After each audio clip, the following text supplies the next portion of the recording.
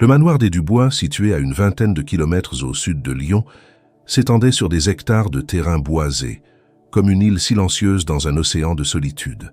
L'immense bâtisse de pierre grise, aux volets toujours clos et aux couloirs interminables, semblait elle aussi porter le deuil. Depuis la disparition soudaine de Camille Dubois, l'épouse de Vincent et mère de Julien, l'air y était devenu plus lourd, les pas plus lents, et les voix, quand elles osaient encore se faire entendre, réduites à des chuchotements. Julien, 9 ans, fils unique et héritier d'une des plus grandes fortunes immobilières du pays, ne parlait plus. Il ne pleurait pas non plus. Il se contentait d'exister, enfermé dans sa chambre vêtu des mêmes pyjamas doux qu'il portait le jour où tout s'était effondré. Il avait cessé de manger. Les plateaux déposés devant sa porte repartaient intacts, jour après jour.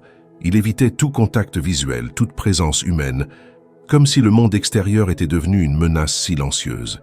Vincent Dubois, autrefois un homme flamboyant, sûr de lui et omniprésent dans la presse économique, s'était enfermé dans son bureau du rez-de-chaussée, noyant son chagrin dans des piles de dossiers et des appels interminables. Il refusait d'aborder la douleur de son fils, peut-être parce qu'il ne savait pas comment affronter la sienne. L'homme d'affaires, qui avait bâti des empires de béton et de verre, était incapable de reconstruire ce qu'il venait de perdre. Les médecins se succédaient, chacun plus renommé que le précédent. Psychiatre pour enfants, spécialiste du trauma, hypnothérapeute, aucun ne parvenait à franchir la muraille de silence que Julien avait érigée autour de lui. Les diagnostics se répétaient, pleins de mots savants. Mutisme sélectif, syndrome post-traumatique, refus alimentaire, psychogène. Mais aucune étiquette ne faisait avancer quoi que ce soit. Et le garçon, toujours recroquevillé dans le coin le plus sombre de sa chambre, serrait contre lui un vieux coussin sans forme et regardait le sol comme s'il contenait la seule chose qu'il daignait encore voir. Le personnel de maison avait appris à ne plus s'en mêler. La cuisinière déposait les plats en silence. La gouvernante évitait même d'évoquer son nom, et le jardinier ne posait jamais les yeux sur la fenêtre de l'étage nord, d'où l'on devinait parfois une petite silhouette figée derrière les rideaux. La consigne était claire. Ne pas forcer, ne pas insister, ne pas interférer. Dans cette atmosphère figée, où les jours se répétaient sans variation, une décision inattendue fut prise. La précédente femme de ménage, après avoir discrètement remis sa démission, laissa place à une nouvelle recrue. Ce détail, en apparence anodin, ne fit pas grand bruit dans la maisonnée. On n'attendait pas d'elle autre chose qu'un service silencieux et discret. Elle n'avait pas à voir Julien ni à parler à Vincent. Son rôle se limiterait à nettoyer, passer, essuyer et disparaître avant que quiconque ne la remarque. Mais cette nouvelle venue, Claire Moreau, allait bouleverser sans le vouloir l'équilibre glacial du manoir. À 52 ans, cette femme à l'allure modeste et aux gestes précis n'était pas du genre à attirer l'attention. Pourtant, elle apportait avec elle quelque chose que personne dans cette maison n'avait plus exprimé depuis des mois. Une forme de présence sincère, attentive, presque maternelle, qui ne demandait rien, mais observait tout. Dès son premier jour, elle s'attarda dans le couloir du premier étage, juste devant la porte de Julien. Elle ne l'ouvrit pas. Elle n'essaya pas de parler. Elle resta là quelques secondes, sans bouger, comme pour saluer une douleur invisible. Puis elle descendit les escaliers, sans un mot mais avec une expression que personne n'avait vue depuis longtemps entre ces murs, de la compréhension.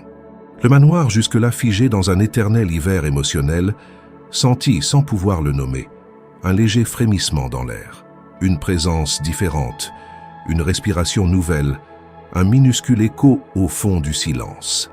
Le personnel n'y prêta pas attention. Vincent, enfermé dans ses affaires, ne nota rien.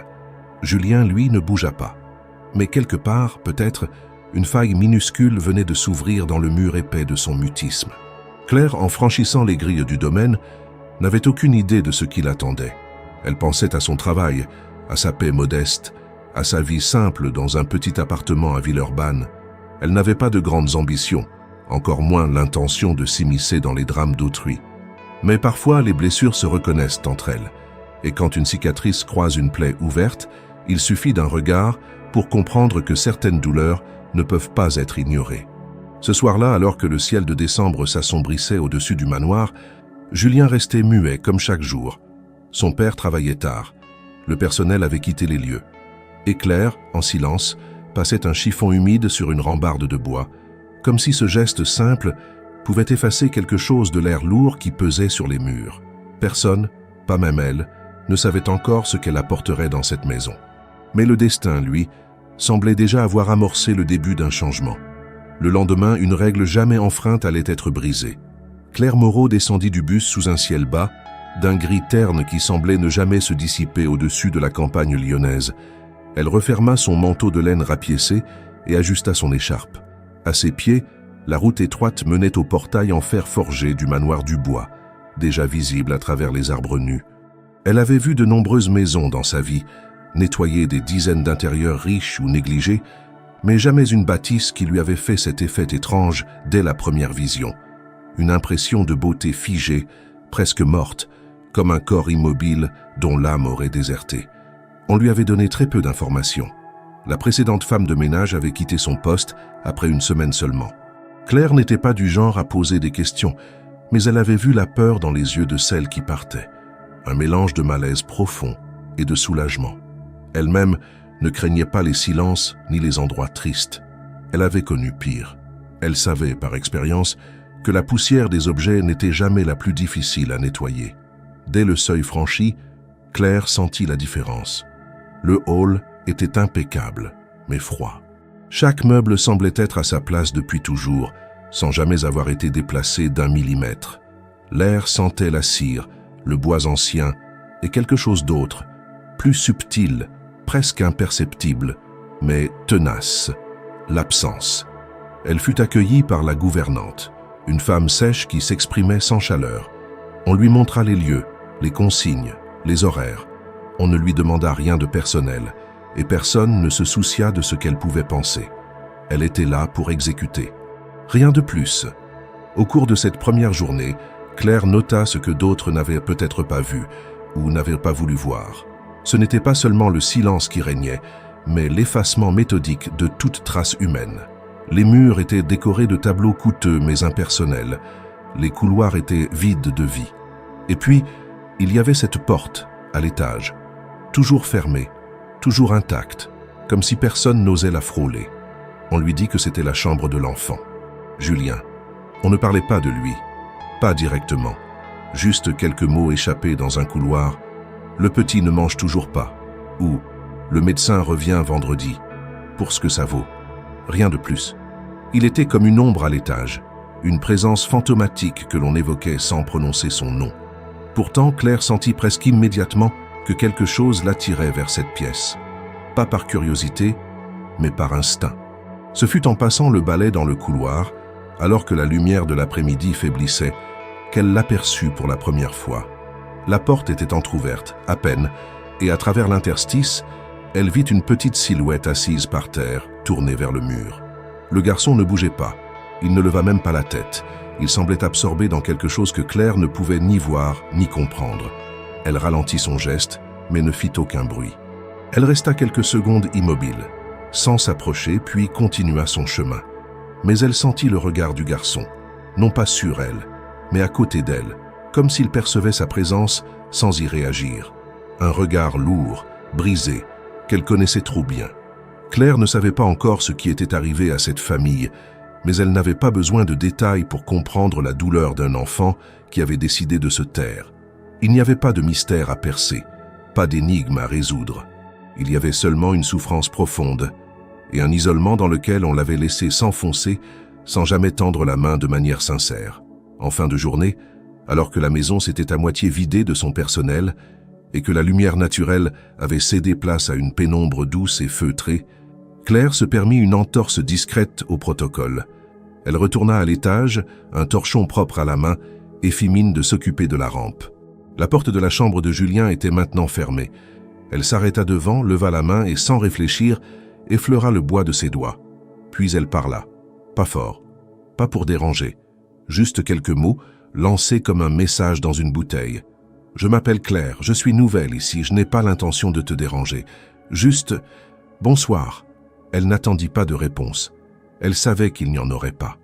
Mais ce simple geste, cette prise de contact si ténue, brisait une règle tacite que tout le personnel semblait respecter avec ferveur. Ne jamais s'adresser à l'enfant, ne jamais le confronter, ne jamais tenter quoi que ce soit. Claire n'avait pas agi par bravade, mais par humanité. Cette nuit-là, dans sa petite chambre de service, elle pensa à Julien plus qu'elle ne l'aurait imaginé. Elle repensa à son regard vide, à son immobilité. Elle se revit des années plus tôt dans une pièce sombre et silencieuse, où elle-même avait dû apprendre à vivre sans parler, sans manger, sans comprendre pourquoi le monde autour d'elle avait changé. Elle n'était qu'une femme ordinaire, mais elle avait survécu.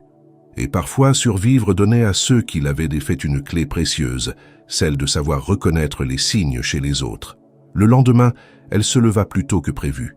Elle avait décidé de commencer son ménage par l'étage, ce qui n'était pas dans les habitudes. Elle entra dans une pièce voisine de celle de Julien, s'appliquant à ne pas faire de bruit. En nettoyant sous un meuble, elle découvrit un objet oublié. Un petit bonnet de laine, manifestement d'enfant, roulé en boule comme s'il avait été abandonné à la hâte. Elle le ramassa, le dépoussiéra, puis le posa discrètement sur la commode du couloir, bien en évidence. Un geste discret, mais volontaire. Plus tard, alors qu'elle passait devant la chambre de Julien, elle s'arrêta une seconde. La porte était à nouveau entr'ouverte. Il était là, toujours dans la même position. Mais cette fois, ses yeux, un instant, croisèrent les siens. Fugace, à peine une seconde. Puis il détourna le regard. Claire, elle, sentit quelque chose se fissurer en elle. Ce n'était pas une victoire, c'était un début. Et pour un enfant plongé dans le silence, un regard valait parfois 1000 mots. Claire connaissait les habitudes de nettoyage comme une seconde nature. Elle ne faisait pas partie de ces personnes qui cherchent à se rendre visibles ou à imposer leur présence. Elle avançait dans la maison comme une ombre bienveillante, attentive aux détails que les autres ignoraient, et silencieuse dans ses gestes comme dans ses pensées. Mais ce matin-là, alors qu'elle balayait le couloir du premier étage, quelque chose attira son attention au sol, juste devant la porte de Julien. C'était un objet oublié, à moitié caché sous un tapis fin. En s'agenouillant pour le ramasser, elle découvrit un vieux nounours.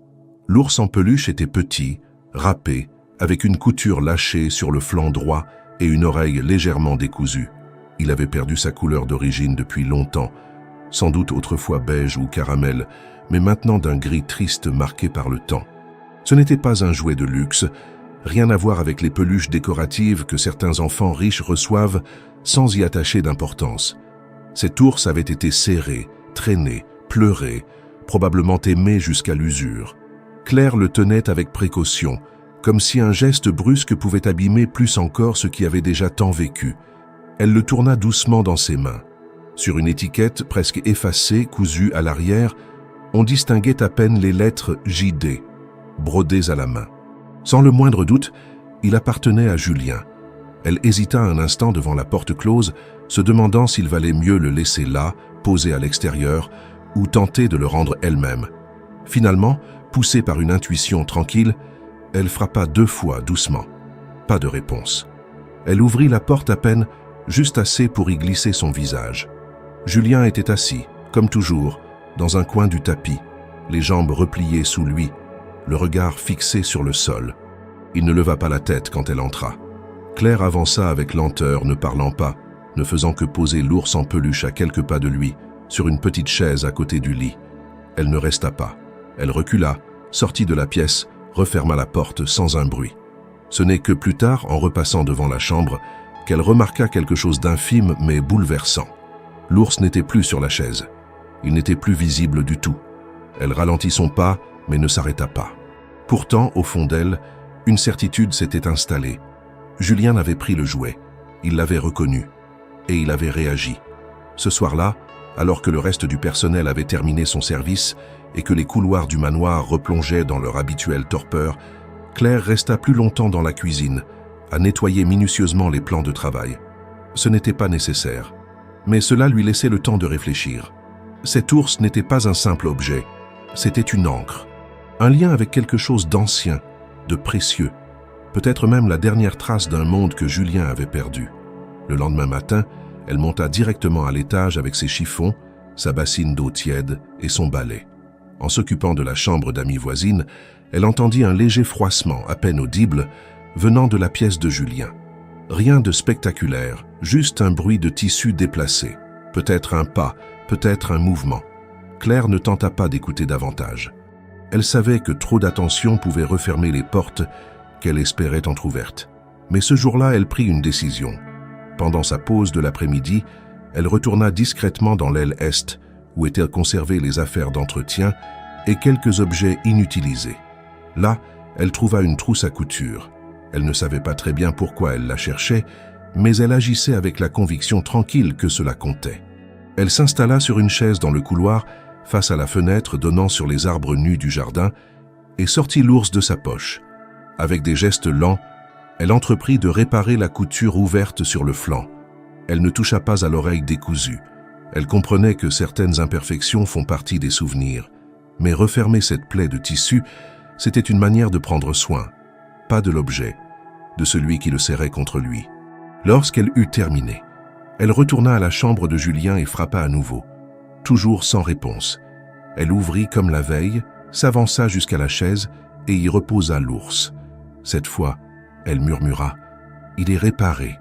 Il est toujours là, comme toi. » Puis elle repartit.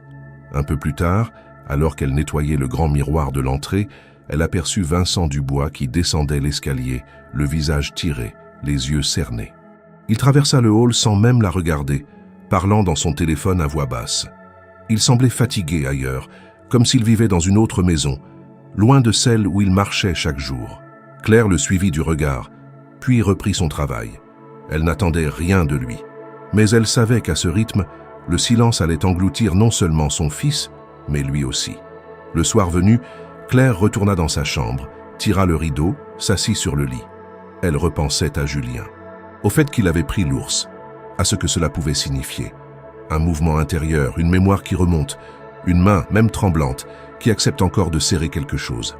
Le lendemain, en nettoyant à nouveau à l'étage, elle prit une décision que personne d'autre n'avait osé prendre jusque-là. Devant la porte close, elle respira profondément, puis frappa 3 fois. Et cette fois, elle ne fit pas que déposer quelque chose. Elle parla. Elle posa une question. Une question simple, directe, mais essentielle, que tout le monde avait évitée par peur de mal faire ou par indifférence. Julien, c'était à elle, n'est-ce pas? Le silence fut total. Puis, presque imperceptiblement, elle crut entendre un souffle, comme une expiration retenue. Pas un mot. Mais dans le battement de ce silence-là, quelque chose venait de changer. Le 3e jour de Claire dans le manoir du bois débuta comme les précédents, dans le silence dense de la demeure. Le ciel était couvert, et une pluie fine s'abattait sur les vitres, donnant à la lumière du matin une teinte grise et diffuse. Dans la cuisine, la cuisinière préparait les plateaux comme d'habitude, sans parler, déposant machinalement des assiettes pleines qui, elle le savait, reviendraient intactes. Ce rituel sans espoir, devenu presque absurde, faisait désormais partie du quotidien. On nourrissait une absence.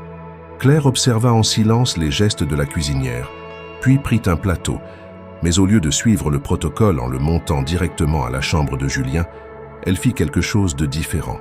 Elle ouvrit son sac, sortit une petite marmite métallique enveloppée dans un torchon et la plaça sur un second plateau.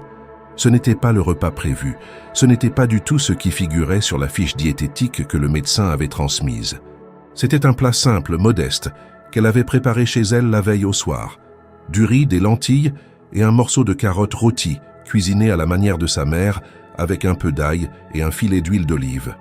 Un plat sans prétention, mais qui réchauffait, qui nourrissait, qui disait quelque chose que les mots n'osaient plus formuler dans cette maison. « Je suis là ». Elle monta l'escalier lentement, plateau à la main, et s'arrêta devant la porte de Julien. Elle frappa doucement une fois, pas de réponse. Elle ouvrit, entra et cette fois referma la porte derrière elle. Julien était là, assis comme à son habitude, les jambes croisées, l'ours entre ses bras. Il ne la regarda pas. Claire ne parla pas. Elle ne lui demanda pas s'il avait faim ni s'il allait bien. Elle ne chercha pas à le convaincre. Elle s'assit simplement par terre, à une distance respectueuse, plaça le plateau devant elle, ouvrit la marmite et commença à manger à petites bouchées. Le parfum du plat s'éleva lentement dans l'air de la pièce, discret mais réconfortant, loin des odeurs froides et médicales des plateaux précédents. Elle mangeait en silence au début, puis d'une voix calme et naturelle, elle commença à parler, non pas à Julien, mais tout haut, comme si elle racontait à elle-même un souvenir oublié. « Quand j'avais ton âge, mon père m'appelait la souris. Je ne parlais pas beaucoup non plus. J'aimais m'asseoir sous la table de la cuisine et écouter les grandes personnes parler.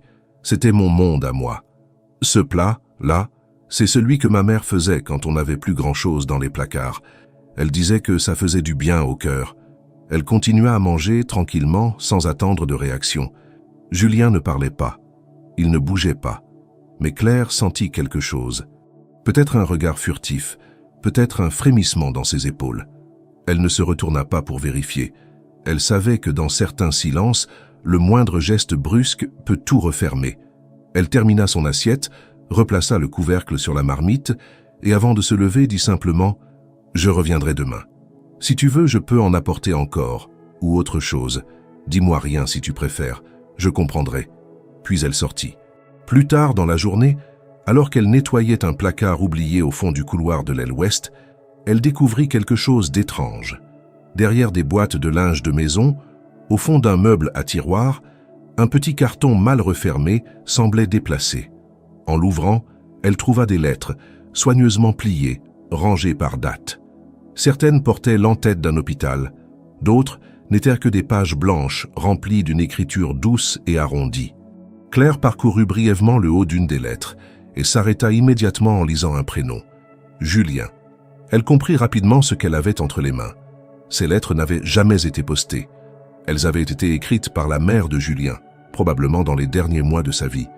Elle n'en lut pas davantage. Ce n'était pas à elle. Mais en tenant ces feuilles tremblantes entre ses mains, elle sentit une responsabilité peser sur ses épaules. Quelqu'un avait tenté de dire au revoir, et cet au revoir n'avait jamais atteint celui à qui il était destiné. Elle remit soigneusement les lettres dans leur carton, referma le tiroir et resta un moment immobile dans la pièce. Il n'y avait pas de bruit, juste le tic-tac lent de l'horloge suspendue au mur. Ce qu'elle venait de trouver n'était pas un secret. C'était un lien manqué, une dernière tentative d'amour laissée dans l'ombre. Et Claire comprenait sans l'ombre d'un doute que ces mots oubliés pouvaient faire la différence. Mais elle savait aussi qu'ils étaient délicats, fragiles, et qu'il ne fallait pas les brandir comme une solution miracle. En redescendant l'escalier, elle croisa la gouvernante qui la regarda d'un œil soupçonneux. Claire baissa les yeux, n'ajouta rien et continua son chemin vers la buanderie. Le reste de la journée s'écoula comme les précédentes, sans éclat, sans changement visible. Ce ne fut que le soir, alors qu'elle montait déposer un drap propre dans la chambre d'amis, qu'un détail attira son attention en passant devant celle de Julien. La porte n'était pas totalement fermée. Elle était entr'ouverte d'une manière différente, presque comme si on l'invitait à voir. Elle hésita, puis elle aperçut par l'interstice une chose infime mais foudroyante. Julien était allongé sur le lit, l'ours contre lui, et ses lèvres remuaient. Elle s'approcha à peine, le souffle suspendu. Il murmura un mot, une seule syllabe. Claire ne l'entendit pas clairement, mais elle vit la forme sur ses lèvres. C'était la première fois qu'il disait quoi que ce soit. La première fois depuis des semaines, peut-être des mois. Elle recula, referma la porte doucement et descendit l'escalier, le cœur battant. Ce n'était pas une victoire, ce n'était pas une transformation magique. C'était un mot, un seul. Mais pour un enfant perdu dans le silence, c'était un monde entier qui s'ouvrait à nouveau.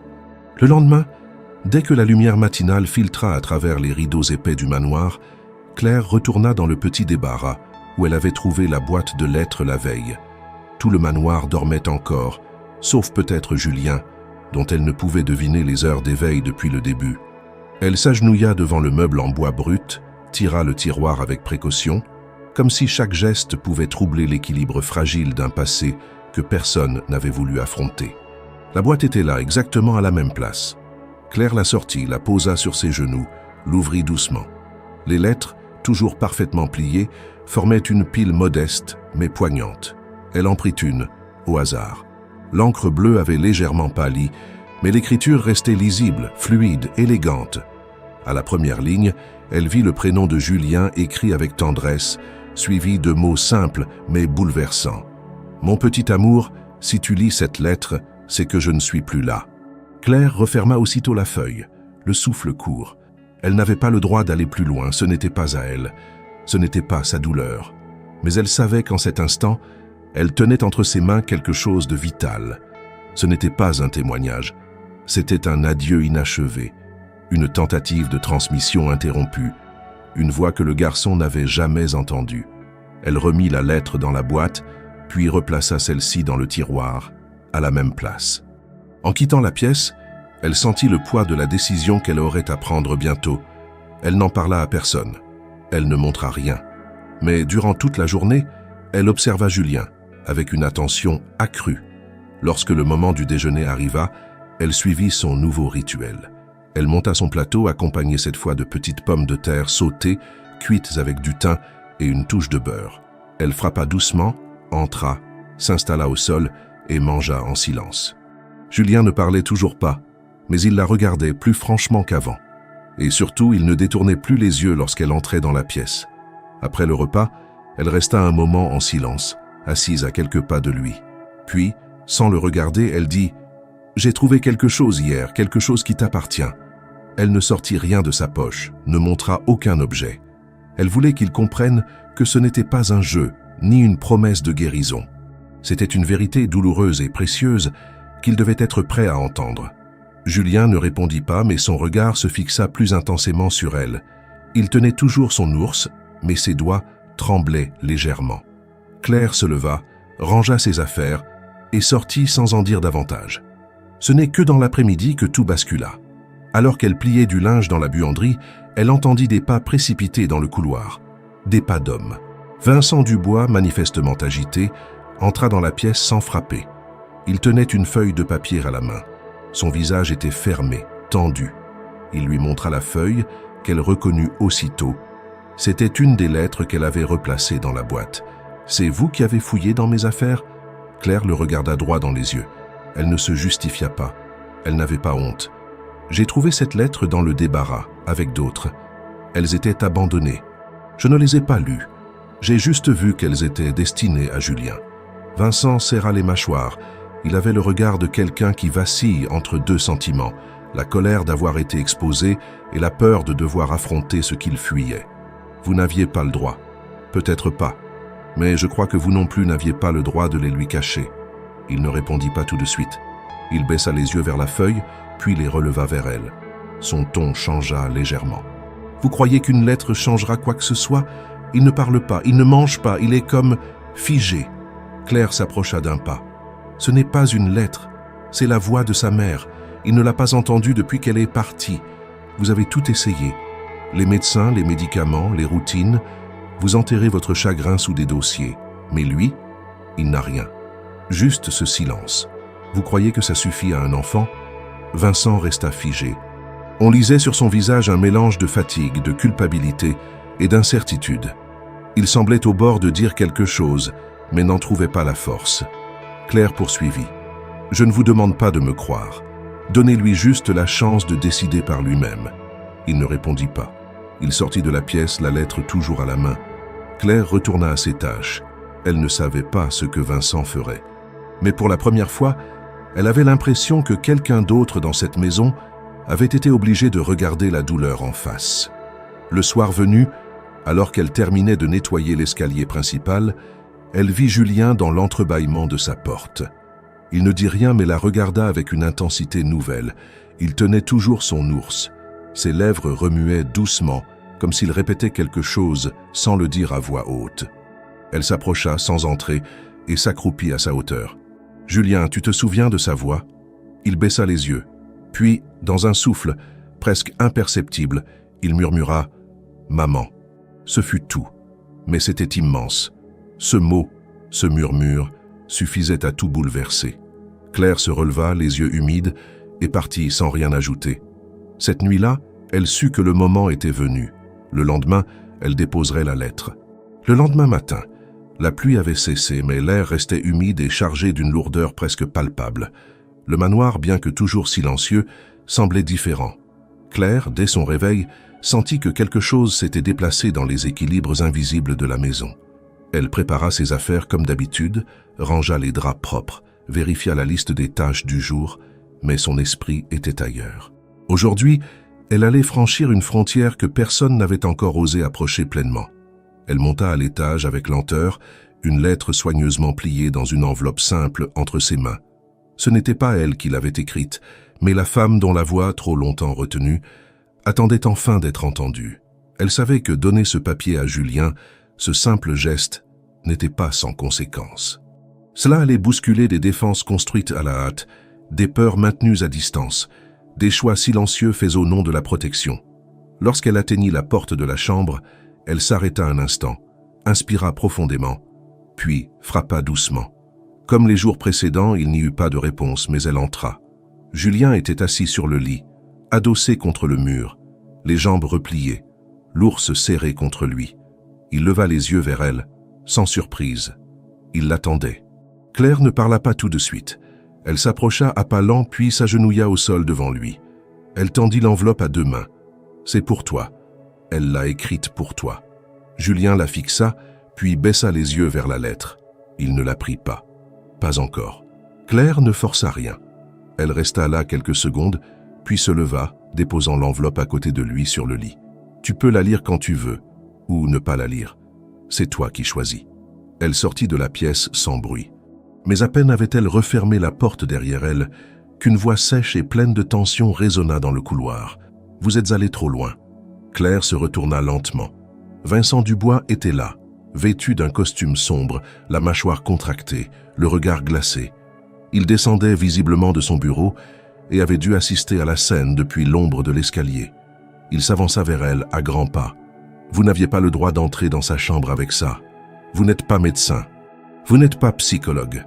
Vous êtes une femme de ménage. » Claire soutint son regard sans reculer. « Et vous, vous êtes son père. Pourtant, vous n'avez rien fait. Vous êtes là, dans cette maison, à courir après vos contrats, pendant que votre fils se noie. » Vincent fronça les sourcils, indigné. Il n'était pas habitué à ce qu'on lui parle ainsi. Mais Claire ne s'arrêta pas. « Je n'ai pas forcé Julien à quoi que ce soit. Je ne l'ai pas touché. Je ne lui ai rien imposé. Je lui ai juste donné ce que vous lui avez refusé. » Les mots de sa mère. La colère monta dans les yeux de Vincent. Il s'approcha encore, la dominant de toute sa taille. « Vous êtes congédié. » Immédiatement. Claire le regarda droit dans les yeux. Elle n'eut pas de mouvement de recul ni de surprise. Sa voix resta posée. « Alors, congédiez-moi. Mais avant, laissez-moi vous poser une question. Depuis combien de temps n'avez-vous pas regardé votre fils dans les yeux? Je parle d'un vrai regard. Pas celui d'un père qui s'inquiète de la logistique, de la santé ou des apparences, mais celui d'un homme qui regarde son enfant et accepte de voir sa douleur. » Vincent resta figé. Il ouvrit la bouche pour parler, mais aucun son n'en sortit. « Donnez-lui 3 jours, Vincent. 3. Si rien ne change, je partirai sans faire d'histoire. » Elle s'éloigna sans attendre sa réponse. Le reste de la journée fut tendu. La gouvernante, informée de la situation, évita Claire, la regardant de loin avec une méfiance grandissante. Les autres employés faisaient semblant de ne rien savoir, mais leur nervosité trahissait leur connaissance de l'incident. Vincent, de son côté, resta enfermé dans son bureau. Claire poursuivit néanmoins ses tâches. Elle lava les vitres du salon, dépoussiéra les bibliothèques, frotta les marches de l'escalier. À aucun moment, elle ne montra de trouble ou d'hésitation. Elle avait accepté les conséquences. Mais au fond d'elle, elle sentait que l'affrontement avait ouvert une brèche, pas seulement entre elle et Vincent, mais en lui. En fin de journée, alors que le personnel quittait les lieux, Vincent sortit finalement de son bureau. Il avait changé de tenue, moins formel, moins blindé. Il descendit à la cuisine, chose qu'il ne faisait jamais. Il resta un moment immobile, observant Claire qui nettoyait l'évier. « 3 jours, dit-il simplement. Claire hocha la tête. Aucun mot de plus ne fut échangé. Ce soir-là, pour la première fois depuis son arrivée, elle cuisina dans la cuisine du manoir. Avec l'accord tacite de Vincent, elle prépara un gratin dauphinois, le plat préféré de Camille Dubois, selon une note oubliée dans le carnet de recettes. Elle y ajouta une touche de muscade, comme indiqué en marge. L'odeur qui se répandit dans la maison fut douce, enveloppante, presque familière. Lorsqu'elle monta le plat à l'étage, elle ne frappa pas. Elle ouvrit doucement la porte et déposa le plateau près de la table basse, sans un mot. Julien, assis sur le lit, la regarda faire. Puis, alors qu'elle s'apprêtait à partir, il tourna la tête vers la lettre, toujours intacte, toujours fermée. Claire sortit sans commentaire. Ce soir-là, quelque chose dans l'atmosphère du manoir avait changé. Pas une transformation visible, pas un miracle, mais une tension différente, plus dense, moins figée. Et dans le couloir devant la porte de Julien, Vincent resta longuement debout, immobile, écouteur, peut-être pour la première fois prêt à entendre. Dès les premières heures du matin, l'odeur du gratin dauphinois flottait encore dans les couloirs du manoir. Elle s'était infiltrée dans les tapis, avait glissé sous les portes, imprégné les rideaux, comme une présence discrète mais persistante. C'était un parfum de crème chaude, de pommes de terre fondantes et de muscade, un arôme doux et enveloppant qui avait le pouvoir étrange d'évoquer quelque chose d'ancien, d'intime, comme un souvenir enfoui que le cœur reconnaît avant même que l'esprit ne le nomme. Claire avait soigneusement nettoyé la cuisine après avoir terminé le plat, mais elle savait que certaines choses ne s'effacent pas avec un torchon humide. Elle passa la matinée à exécuter ses tâches avec sa précision habituelle, mais une part d'elle-même restait suspendue à l'étage, attentive, concentrée sur ce qu'elle ne pouvait pas voir. Elle ne monta pas immédiatement. Elle voulait laisser à Julien l'espace nécessaire. Il ne s'agissait pas de surveiller ou de provoquer. Elle avait semé une graine. Il fallait maintenant lui laisser le temps de germer. En début d'après-midi, elle remonta les marches lentement, sans plateau cette fois, simplement pour changer les draps d'une chambre voisine. En passant devant la porte de Julien, elle ralentit. Elle ne voulait pas s'arrêter ouvertement, mais son regard fut attiré par un détail. La porte n'était plus seulement entr'ouverte, elle était légèrement plus ouverte qu'à l'accoutumée, comme si quelqu'un à l'intérieur ne l'avait pas refermée complètement exprès. Elle continua sans s'arrêter, mais cette ouverture modifiée résonna en elle comme un signe, subtil, volontaire.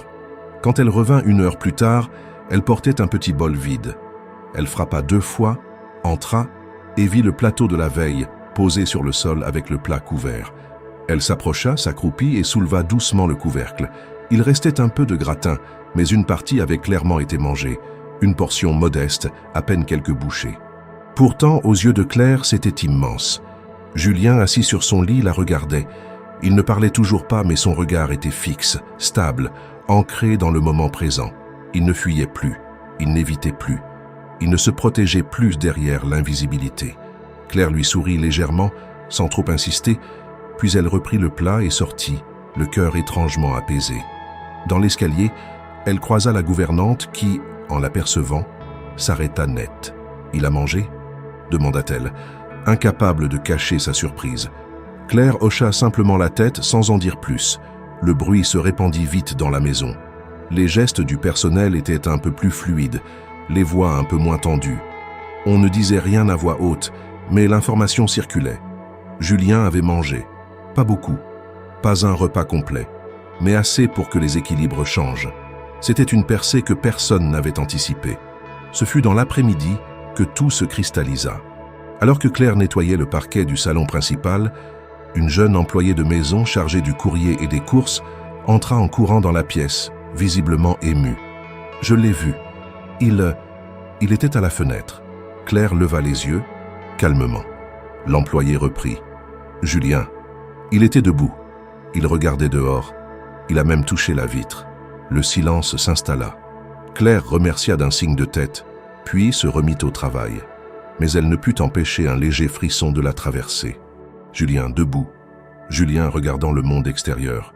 Julien dans un geste si simple et pourtant si puissant, indiquant qu'il commençait peut-être à vouloir renouer un lien, si ténu soit-il, avec ce qui l'entourait. Elle monta plus tard dans la journée pour faire le ménage dans la salle de bains attenante à la chambre du garçon. En passant devant la porte, elle entendit un bruit presque imperceptible, un léger froissement, un pas, peut-être même un soupir. Elle n'entra pas. Elle savait qu'il y avait des moments qu'il fallait laisser intacts, mais ce qu'elle n'avait pas prévu, c'était ce qu'elle allait découvrir en redescendant. Dans la cuisine, le plateau vidé de la veille avait été rapporté. Il y avait dessus un petit objet que Claire n'avait pas placé.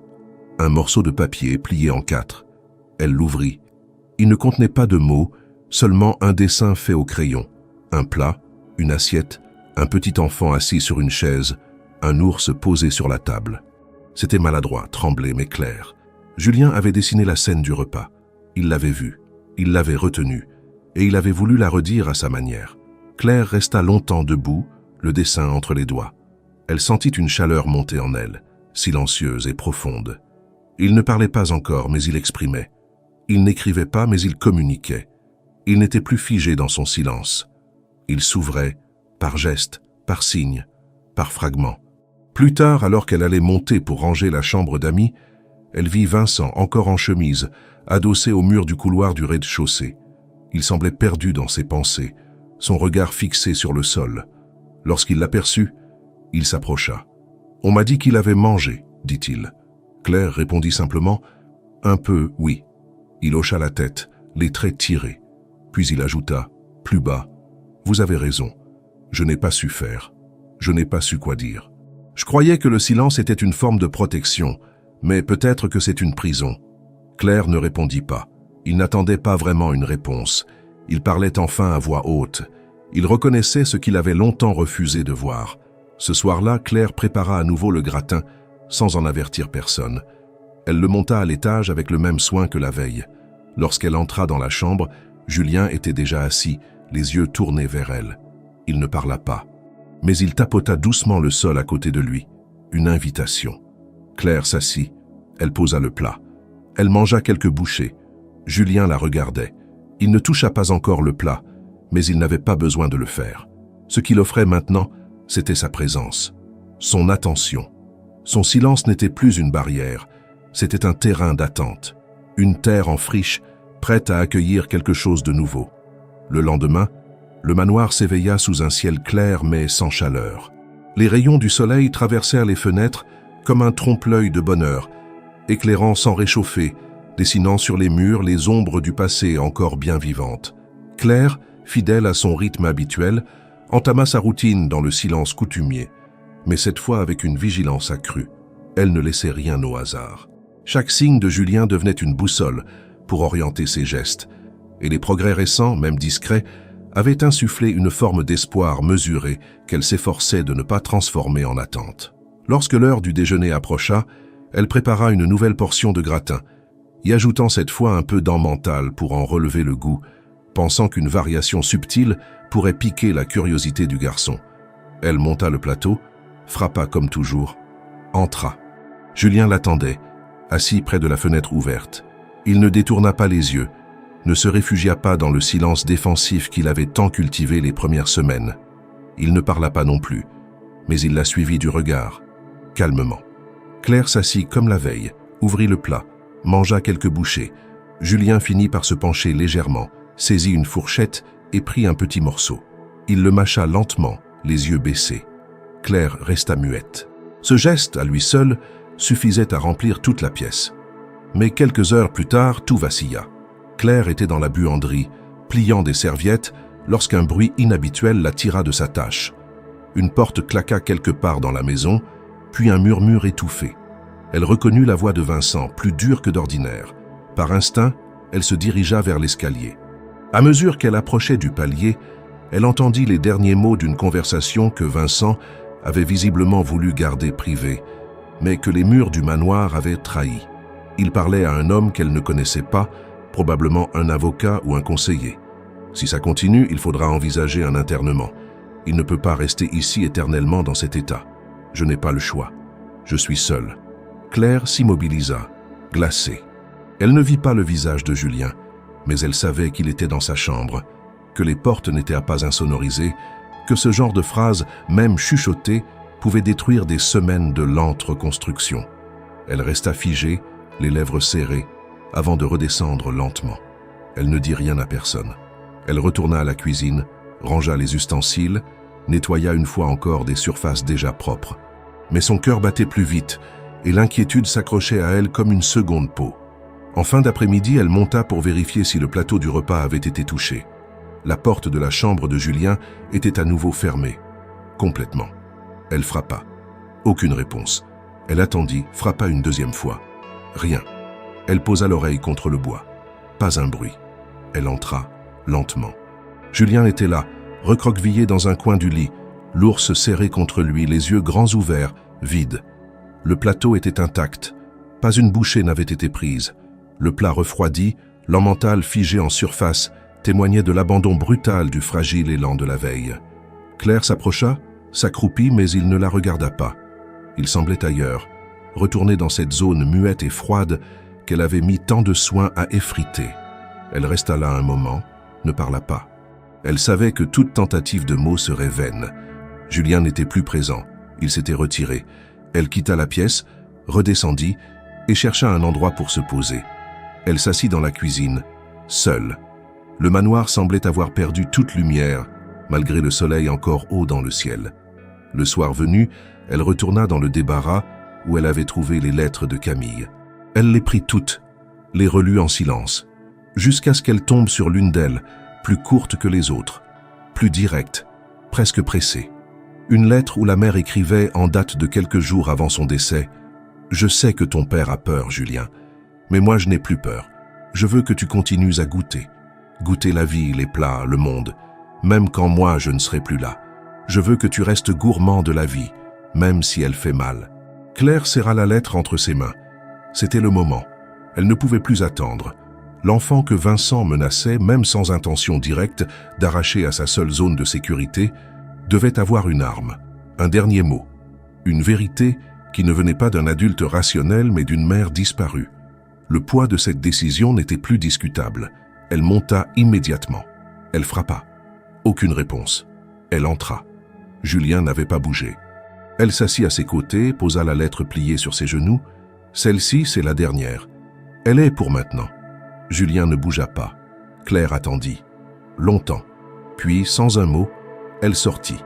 Plus tard dans la nuit, alors que tout était endormi, Claire passa une dernière fois devant la porte.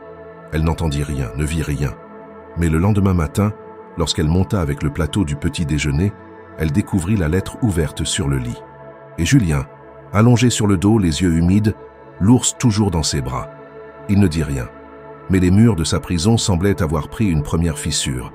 Le lendemain matin, le manoir semblait suspendu dans une sorte de flottement étrange. La routine habituelle se déroulait mais sans conviction. Les employés, silencieux, se déplaçaient plus lentement, comme s'ils sentaient que quelque chose de décisif avait eu lieu ou allait se produire. La pluie fine s'était remise à tomber, martelant les vitres avec régularité, remplissant les couloirs de cette lumière pâle propre aux journées sans répit. Claire se leva tôt, comme toujours, mais ses gestes avaient un autre poids. Elle ne préparait pas une journée comme les autres. Elle monta directement à l'étage, un plateau de petit déjeuner à la main. Rien d'exceptionnel, un simple bol de chocolat chaud, une tartine grillée, quelques fruits coupés, mais chaque élément avait été choisi avec soin. Lorsqu'elle atteignit la porte de Julien, elle hésita, le cœur battant. Elle frappa une fois, puis une deuxième. Pas de réponse. Elle ouvrit doucement. Julien était éveillé. Il était assis sur le lit, les jambes croisées, l'ours posé à côté de lui, et la lettre de sa mère toujours dépliée sur ses genoux. Il ne pleurait pas, mais son regard n'était plus vide. Il était saturé d'une émotion contenue, fragile, mais vivante. Claire entra, déposa le plateau sur la table et s'assit doucement au sol, à la même place que les jours précédents. Elle ne parla pas. Elle attendit. Julien baissa les yeux vers la lettre. Il la toucha du bout des doigts. Puis, lentement, il se tourna vers Claire. Ce fut la première fois qu'il la regarda sans détournement, sans peur, sans fuite. Ses yeux brillaient, non pas de larmes, mais d'une forme de conscience aiguë. Et puis il parla. Un mot, deux. Sa voix était rauque, comme un instrument oublié qu'on accorde à nouveau. Elle me manque. Claire ne bougea pas. Elle n'essaya pas de répondre trop vite. Ce n'était pas un appel au secours, c'était une déclaration, une affirmation essentielle. Julien venait de briser le silence, non pas pour demander, mais pour dire. Et ce qu'il disait dans sa simplicité désarmante était plus lourd que tous les cris du monde. Elle répondit lentement. « Moi aussi, quelqu'un me manque. Tous les jours. On apprend à vivre avec ce vide. Mais il ne faut pas laisser ce vide manger tout le reste. » Julien regarda à nouveau la lettre. Elle écrivait bien. Je l'entends. Quand je lis, j'entends sa voix. Claire hocha la tête, émue. C'est parce que tu n'as pas oublié. Julien prit un morceau de pain, le regard fixé sur la tartine, comme s'il la découvrait pour la première fois. Il la porta à sa bouche. Une bouchée. Il mâcha lentement. Il mangeait sans qu'on le pousse, sans qu'on le surveille, sans qu'on le force. Il mangeait comme un enfant qui revient à lui-même, à son corps, à ses besoins. Ce geste si banal, redevenu naturel, était une victoire silencieuse. Le reste de la journée se déroula dans un calme particulier. Claire sentit que quelque chose s'était aligné. Elle n'eut pas besoin d'annoncer quoi que ce soit. Le visage de Julien parlait pour lui. Moins fermé, moins tendu, comme si un poids immense avait quitté ses épaules. Elle nettoya les couloirs, avec une concentration tranquille, répondant aux rares demandes du personnel sans s'attarder, le cœur absorbé par l'écho de cette matinée. En fin d'après-midi, alors que le manoir baignait dans une lumière grise de crépuscule, Claire retourna voir Julien. Elle avait préparé une marmite de soupe aux légumes avec une pointe de cumin, un plat simple mais réconfortant. Elle entra dans la chambre sans frapper. Julien était assis sur le sol, entouré de feuilles de papier et de crayons. Il dessinait. Pas un chef-d'œuvre. Des formes simples. Un soleil, une table, un bol, un visage aux cheveux longs. Claire reconnut, sans besoin de confirmation, que c'était sa mère. Elle déposa la soupe, s'assit. Julien leva les yeux vers elle. « Est-ce que je peux garder toutes les lettres ?» Claire répondit sans hésitation. « Bien sûr, elles sont à toi, c'est ton histoire. » Il hocha la tête. « Je veux les lire souvent. Quand je les lis, je n'ai plus aussi mal. C'est comme si elle me parlait encore. » Claire sentit sa gorge se serrer, mais elle garda sa voix stable. « Alors lis-les autant que tu veux. Elles sont faites pour ça. » Julien prit une cuillère de soupe, une deuxième. Puis, relevant les yeux, il demanda « Est-ce que tu peux manger avec moi ?» Claire acquiesça sans mot dire. Elle s'assit, prit une cuillère. Julien mangeait doucement, concentré. Entre deux bouchées, il murmura « Tu crois qu'elle savait que je l'aimais ?» Claire posa sa cuillère, le regarda avec tendresse. « Je suis certaine qu'elle le savait, et elle t'aimait, jusqu'au bout. C'est pour ça qu'elle t'a écrit. » Julien ne répondit pas. Il replia une feuille, la glissa dans une boîte. Il avait trouvé un rituel, une manière de garder sa mère proche sans se noyer dans l'absence. Il ne s'agissait plus d'oublier. Il s'agissait de vivre avec. Ce soir-là, après avoir rangé la cuisine, Claire monta une dernière fois vérifier que tout allait bien. Julien dormait, l'ours serré contre lui, les lettres rangées sur la table de chevet. Il respirait paisiblement. La chambre n'était plus sombre. Elle n'était pas joyeuse, pas encore. Mais elle avait retrouvé quelque chose d'essentiel, une trace de vie. Le lendemain, le manoir s'éveilla dans un calme presque inhabituel. Pas ce silence figé et douloureux des jours précédents, mais une sorte de paix discrète, comme si l'ensemble de la maison retenait son souffle, consciente d'un changement fragile mais réel. Claire se leva tôt, comme toujours, mais cette fois, elle prépara 2 assiettes. Elle savait que quelque chose avait bougé en Julien, et elle voulait être prête. Elle prépara un gratin dauphinois, le même qu'il avait goûté auparavant, avec le soin d'un chef et la précision d'une mère. Elle y ajouta un peu de muscade, comme un clin d'œil discret à ce goût dont Julien semblait se souvenir inconsciemment.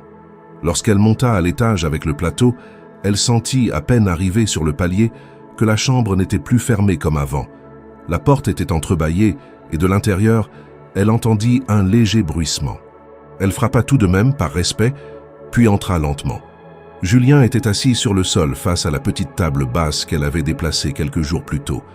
Devant lui, une serviette était soigneusement pliée. Il avait placé 2 verres d'eau, une assiette vide, un couvert de chaque côté. Il avait dressé la table. À sa façon.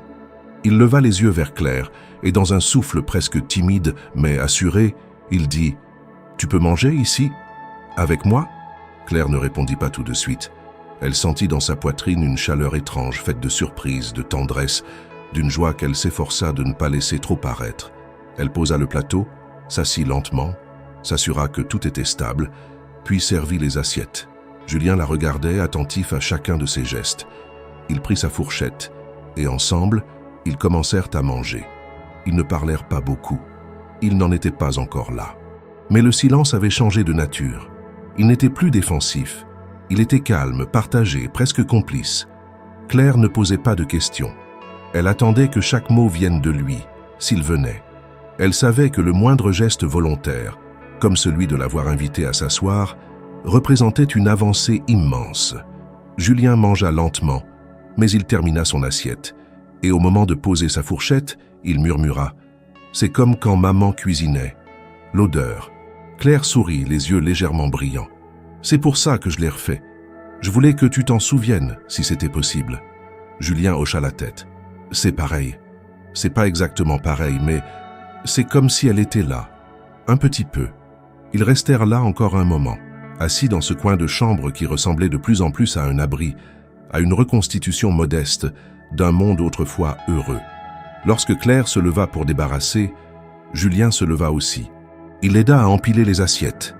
Il ne souriait pas encore, mais il avait cessé de fuir. Il l'accompagnait à son rythme dans ce chemin fait de gestes simples, mais essentiels, ce qu'aucun médecin, aucun médicament, aucune thérapie n'avait su déclencher, venait de naître d'un plat partagé, d'un espace commun, d'une assiette posée sans insistance. Ce qu'il ne savait pas, c'est qu'à l'autre bout de la maison, Vincent avait tout vu. Depuis quelques jours, il avait fait installer une caméra discrète dans la chambre de Julien. Il n'en avait parlé à personne. Il ne l'avait pas fait pour espionner, mais pour s'assurer que son fils allait bien sans devoir s'imposer dans un espace qu'il avait lui-même déserté trop longtemps. Ce qu'il vit ce jour-là sur l'écran de son bureau le laissa sans voix. Il vit Julien tendre la main. Il vit Claire s'asseoir. Il vit son fils manger, parler, regarder, écouter. Il vit la vie reprendre, dans un coin de chambre qu'il n'avait pas franchi depuis des mois. Ce qu'il ressentit alors était confus. De la honte d'abord d'avoir été si absent, puis une forme de gratitude muette envers cette femme qu'il avait voulu congédier, qu'il avait accusée de franchir les limites. Elle n'avait pas seulement respecté son fils, elle l'avait entendu. Le soir, Claire rangeait les ustensiles dans la cuisine quand elle entendit la porte s'ouvrir. Vincent entra sans dossier, sans téléphone. Il s'approcha doucement. « Je l'ai vu », dit-il simplement. Claire se retourna. « Je suis désolé », ajouta-t-il. Elle ne répondit pas tout de suite. Elle attendit. Je ne savais plus comment faire. Je pensais que le laisser tranquille, c'était mieux, que mon silence valait mieux que mes maladresses. Claire posa le torchon qu'elle tenait. Parfois, ne rien dire, c'est abandonner. Vous n'avez pas eu tort d'avoir peur, mais vous avez disparu. Il avait besoin de vous. Il a toujours eu besoin de vous. Vincent hocha la tête. J'ai été un mauvais père. Non, un père perdu. Mais vous pouvez encore revenir. Il est là. Il attend. Il vous attend. Vincent la regarda longuement. Il semblait plus fatigué que jamais, mais quelque chose dans ses yeux avait changé. Moins d'orgueil, plus de vérité. « Aidez-moi », murmura-t-il. « Aidez-moi à revenir vers lui. » Claire n'eut pas besoin de répondre. Le lendemain, ils prépareraient un dîner ensemble. Un dîner simple, à 3 places. Une table, un plat, et des gestes qui diraient enfin ce que les mots avaient trop longtemps étouffé. Le jour suivant s'annonça avec une clarté inhabituelle. Les lourds nuages des jours précédents s'étaient dissipés, laissant filtrer une lumière douce à travers les hautes fenêtres du manoir. L'air, bien qu'encore frais, portait quelque chose de neuf, comme une ouverture discrète vers un apaisement possible. Claire était déjà dans la cuisine depuis l'aube. Elle avait commencé à sortir les ingrédients, les plats, les ustensiles. Cette fois, elle ne cuisinait pas seule. Vincent entra vers 7 heures du matin, encore vêtu de son pantalon de costume et d'un pull sombre. Il ne dit rien au début, se contentant d'observer les gestes de Claire. Puis il enleva sa montre, retroussa ses manches et s'approcha du plan de travail. Elle lui indiqua les pommes de terre à éplucher, les carottes à couper, le fromage à râper. Il obéit maladroitement d'abord, puis avec plus d'assurance. Ils ne parlèrent pas de Julien, ni de ce qui s'était passé. Ils parlèrent de cuisine, de proportion, de cuisson. Des banalités nécessaires pour meubler un silence qui, cette fois, n'était ni pesant ni douloureux. Il était préparatoire. Vincent suivait chaque étape avec attention, comme si redécouvrir l'art de cuisiner pour son fils pouvait être une façon de se réapproprier un rôle abandonné trop longtemps. 1 heure plus tard, un gratin doré reposait dans le four, répandant son parfum familier dans toute la maison. Claire prépara la table dans la petite salle à manger attenante à la cuisine, un espace rarement utilisé, plus intime, plus humain que la grande salle à manger officielle. 3 assiettes, 3 verres, 3 serviettes pliées avec soin. Elle plaça une carafe d'eau au centre, quelques fleurs dans un petit vase. Vincent, silencieux, l'aida à disposer les couverts. Lorsqu'ils eurent terminé, il resta debout un instant, fixant les 3 chaises. « J'ai peur », avoua-t-il. Claire répondit sans se détourner de la table. « Il n'attend pas de vous des mots parfaits. Juste que vous soyez là. Vraiment là. » Vincent hocha la tête, puis se dirigea vers l'escalier. Claire ne l'accompagna pas. Il devait aller chercher Julien seul. Elle resta dans la cuisine, assise sur une chaise, les mains jointes, comme en attente d'un signal invisible. Elle entendit les pas dans l'escalier. Une voix basse, puis rien. Un silence long, suivi d'un pas plus léger. Et enfin, la porte s'ouvrit. Julien entra le premier. Il portait un pull bleu trop grand pour lui, les cheveux encore un peu en bataille, l'ours sous un bras. Derrière lui, Vincent avançait lentement, les mains vides, le visage tendu. Claire se leva, leur indiqua leur place sans mot dire. Julien s'assit, Vincent aussi. Le père regarda son fils, cherchant un point d'ancrage, mais c'est Julien qui parla le premier. « C'est encore du gratin ?» Claire sourit. Vincent aussi, surpris. « Oui, répondit-il, c'est celui que tu préfères. » Julien acquiesça doucement. « C'est vrai. » Ils commencèrent à manger. Julien prenait de petites bouchées, mais régulières. Claire servait le plat avec attention, évitant les gestes brusques. Vincent, de son côté, observait son fils avec une intensité nouvelle, comme s'il cherchait à mémoriser chaque geste, chaque expression, pour rattraper tout ce qu'il avait manqué. À mi-repas, il posa sa fourchette. « Julien, je suis désolé. » Le garçon leva les yeux. Claire se figea discrètement. « Je ne savais pas quoi faire. J'avais peur. J'ai fui. Mais je ne veux plus fuir. Je veux être là. » Julien resta silencieux un moment. Puis, il posa aussi sa fourchette. « Moi aussi, j'avais peur. » Mais Claire, elle n'a pas eu peur, elle m'a écouté. Vincent se tourna vers Claire, les yeux embués. Il acquiesça, incapable de parler. Julien reprit. « Maman disait que je devais continuer à goûter la vie, même quand ça fait mal. » Puis, dans un geste simple mais bouleversant, il tendit la main vers son père, de l'autre côté de la table. Vincent la saisit sans retenue. Ses doigts tremblaient. Ce contact, bref mais chargé d'émotion, fut le premier depuis de longs mois.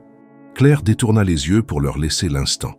Elle sentit ses propres larmes monter, mais les retint avec pudeur. Le reste du repas se passa dans un calme serein. Ils parlèrent un peu de choses simples. Julien raconta un rêve étrange. Vincent demanda si l'ours avait un nom. Il n'en avait pas. Claire proposa de lui en trouver un plus tard. Ils rirent doucement. Rien de spectaculaire, mais tout était nouveau. Après le repas, Julien aida à débarrasser. Vincent voulut rester pour faire la vaisselle, mais Claire l'arrêta d'un geste. « Allez, restez avec lui, je m'en occupe. » Ils sortirent tous les deux. Claire resta seule dans la cuisine, le cœur lourd et léger à la fois. Elle lava les assiettes lentement, comme si elle voulait prolonger l'instant. Ce soir-là, le manoir ne ressemblait plus au même lieu. Il ne s'agissait pas d'une transformation soudaine, ni d'un miracle. Mais l'espace, les murs, les objets, tout semblait respirer à nouveau. Le poids de l'absence n'était pas parti, mais il avait trouvé une forme de compagnie. Et dans la salle à manger, désormais vide, la table aux 3 places restait dressée, témoin silencieux d'un repas qui avait tout changé. Le lendemain matin, l'atmosphère dans le manoir avait changé d'une manière subtile, presque imperceptible, mais suffisamment tangible pour que chacun le remarque. Les couloirs semblaient moins lourds, les meubles moins figés, et la lumière du jour, tamisée par le ciel gris de la Bretagne, glissait doucement à travers les rideaux, sans la dureté habituelle. Pour la première fois depuis des mois, le silence ne pesait plus comme un fardeau, mais flottait comme une invitation à reconstruire. Après avoir terminé les tâches du matin, dépoussiérage des étagères du salon, lavage des fenêtres de l'aile est, rangement méticuleux de la buanderie, Claire s'était installée dans la cuisine, préparant un simple thé. Elle n'avait pas l'intention de cuisiner ce jour-là. Son visage reflétait une fatigue légère, celle des pensées longues, des questions sans réponse, des doutes qui pesaient. Elle repensait à sa vie précédente, ses petits appartements modestes, ses courses mathématiquement calculées, les appels téléphoniques à ses enfants et petits-enfants à Saint-Étienne, des vies simples, ordonnées, loin de tout ce luxe froid et de ce drame silencieux. Elle se demandait si elle avait le droit, si elle avait le cœur, de briser cet équilibre qu'elle connaissait pour s'engager dans ce manoir, dans cette famille, pour quoi? Pour combler un vide? Pour réparer ce qui semblait irrémédiablement brisé? Alors qu'elle faisait tourner la cuillère dans sa tasse, la porte du salon s'ouvrit doucement. C'était Vincent, son pas hésitant, le pull sombre glissant un peu sur ses épaules. Il entra sans bruit, comme si chaque geste avait été pesé à l'avance. Il ne portait ni montre ni téléphone, rien de ses armes habituelles contre le vide. Sur la table, face à eux, le thé fumait, traversé de légers volutes de vapeur. Il s'arrêta, la regarda un instant, un regard qu'elle ne connaissait presque pas, grave, précis, plein d'une gravité nouvelle, puis parla, presque à voix basse. « Claire, je sais que tu n'es pas ici pour autre chose que ton travail, mais je voudrais te proposer quelque chose. » Il prit une profonde inspiration, comme pour se donner le courage de s'avancer. « Je ne sais pas si c'est trop demandé. Je ne sais pas si c'est possible. Mais j'aimerais que tu deviennes la tutrice de Julien. Qu'au lieu de repartir à Saint-Étienne, tu restes. Qu'il ait à ses côtés quelqu'un qu'il connaît, quelqu'un de confiance, quelqu'un qui l'écoute. Que ce manoir, qu'elle ne soit plus pour lui une prison, mais une maison. » Le silence fit écho dans la cuisine. L'idée, quand elle émergea, sembla à la fois absurde et essentielle. Claire posa doucement sa tasse. Le liquide avait refroidi. Elle laissa ses doigts trembler avant de les ramener contre elle, serrant la porcelaine comme un talisman. Elle savait ce que cela signifiait. Accepter, c'était renoncer à sa précédente vie. C'était quitter un monde clair et simple pour plonger dans un passé complexe, plein d'ombres et de culpabilité. C'était s'engager, non plus pour un salaire, mais pour une mission, invisible, incertaine, dangereuse. Reconquérir un enfant à travers le silence, la patience, l'amour. Elle chercha ses mots, mais aucun ne vint. Elle baissa les yeux, contempla le plancher verni. Elle songea à ses petits-enfants, à leurs rires, à leurs cartes d'anniversaire mal colorées. Elle songea à la solitude qu'elle avait choisie, discrète, discrétion qu'elle chérissait. Elle pensa qu'avec eux, tout était simple. Avec Julien, tout serait un travail de reconstruction. Elle aurait à composer avec des peurs anciennes, des cris intérieurs qu'il ne prononcerait peut-être jamais, des larmes qui ne viendraient qu'en silence. Elle pensa qu'il y avait là un risque immense de s'impliquer, de s'attacher, de souffrir. Son cœur, pourtant, en ce moment, battait avec une clarté nouvelle. Il reconnaissait que ce garçon avait besoin d'elle, et qu'elle, peut-être, avait besoin de lui.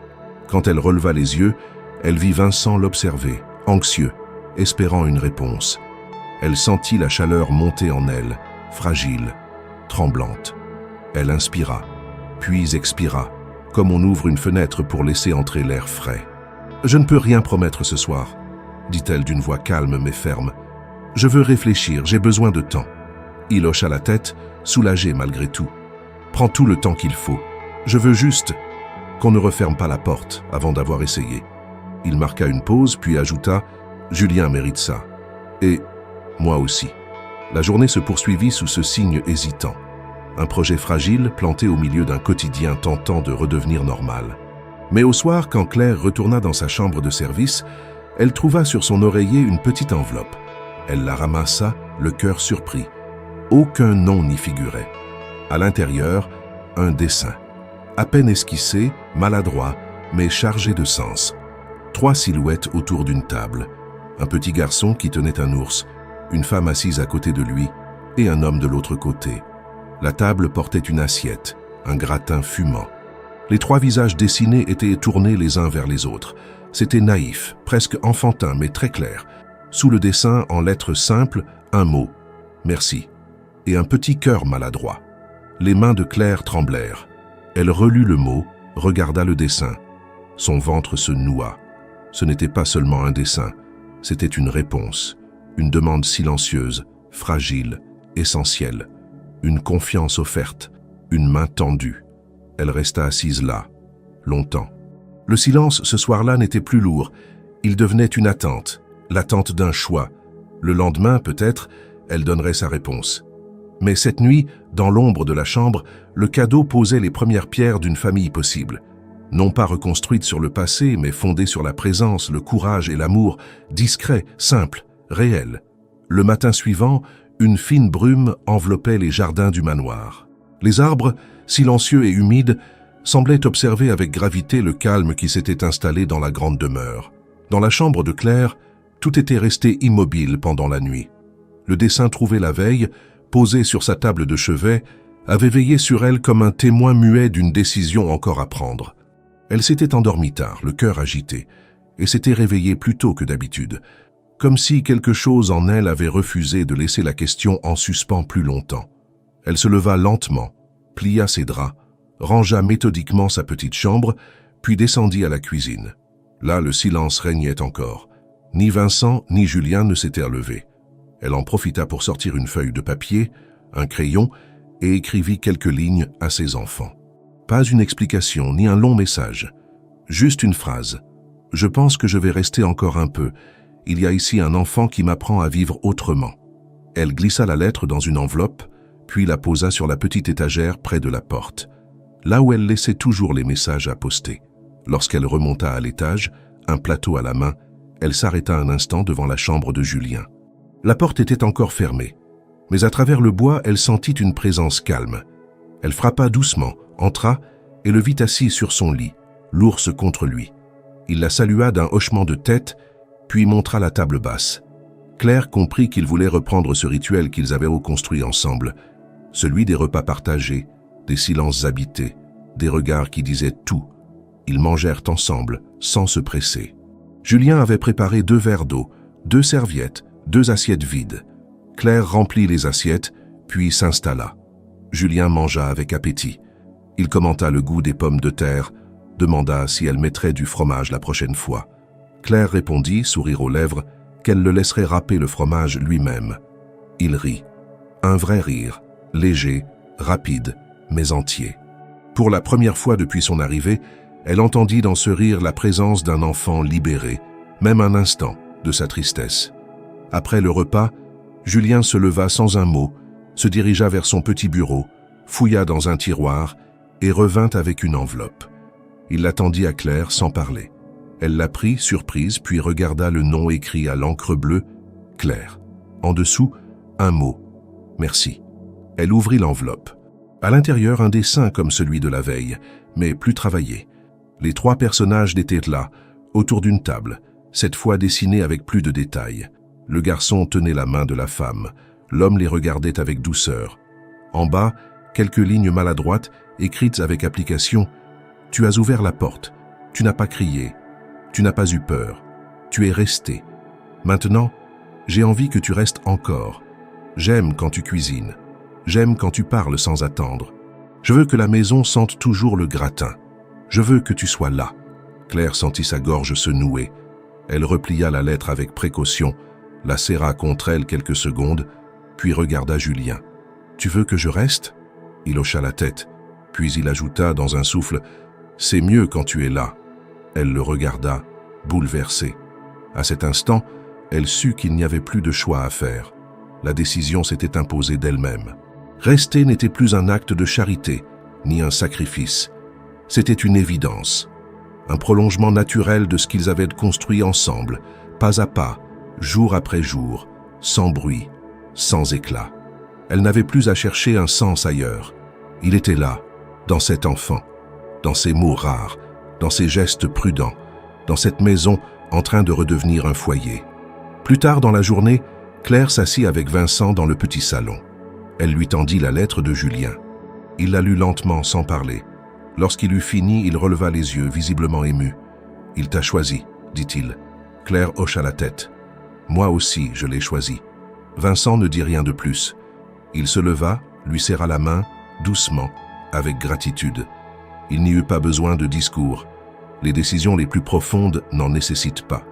Ce soir-là, pour la première fois, les 3 prirent leur repas dans la grande salle à manger. Pas par nécessité, mais par envie. Ils s'y installèrent avec une aisance nouvelle. Claire avait préparé le gratin, bien sûr, et Julien avait aidé à mettre la table. Il avait même disposé une assiette pour l'ours, qu'il posa sur une chaise à côté de lui. Claire et Vincent échangèrent un regard amusé, respectueux de ce geste d'enfant encore mêlé au deuil. Ils mangèrent lentement, échangèrent des anecdotes, rirent un peu. Vincent parla de Camille. Julien écouta, puis raconta un souvenir. Claire le laissa faire. Il n'y avait pas besoin de diriger, juste d'accompagner. Ce repas ne ressemblait pas à un miracle. Il ressemblait à une reconstruction patiente, humaine, fondée sur la présence, la tendresse et la simplicité. Quand le repas se termina, Julien demanda à Claire de rester un peu avec lui dans sa chambre. Elle accepta. Ils s'assirent ensemble, l'ours sur les genoux. Julien montra ses dessins, ses lettres, ses petits trésors. Claire l'écouta, le regarda, le soutint. Lorsqu'il s'endormit, elle resta encore un peu, puis quitta la pièce à pas feutrés. Dans le couloir, Vincent attendait, adossé au mur. Il ne dit rien, Claire non plus. Ils échangèrent un dernier regard. Un regard d'égal à égal, de 2 personnes qui avaient traversé le pire, chacune à leur façon, et qui choisissaient désormais de vivre autrement. Dans la cuisine, une dernière assiette de gratin refroidissait doucement. Le parfum de muscade flottait encore dans l'air. Le manoir, après tant de mois de silence, n'était plus seulement une demeure. Il était redevenu un foyer.